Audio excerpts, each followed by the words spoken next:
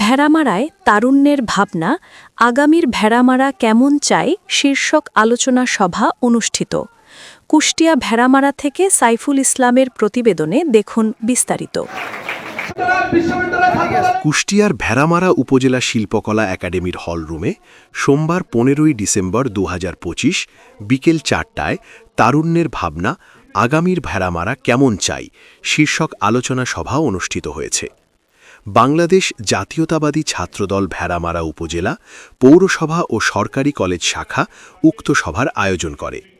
ভেড়ামারা পৌর ছাত্রদলের সভাপতি অমিত রায়ের সভাপতিত্বে অনুষ্ঠানে প্রধান অতিথি হিসেবে উপস্থিত ছিলেন বিএনপির জাতীয় নির্বাহী কমিটির সদস্য ও কুষ্টিয়া 2 মিরপুর ভেড়ামারা আসনের বিএনপি মনোনীত প্রার্থী ব্যারিস্টার রাগিব রৌফ চৌধুরী।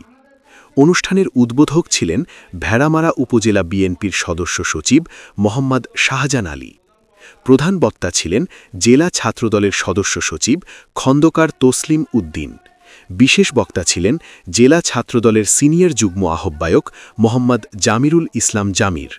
ভেড়ামারা উপজেলা বিএনপির সাবেক ছাত্র বিষয়ক সম্পাদক আব্দুল হাই আল হাদি, জেলা ছাত্রদলের সদস্য মোহাম্মদ আরিফুল ইসলাম নিলয় গাজী ও মোহাম্মদ শিবলু আহমেদ।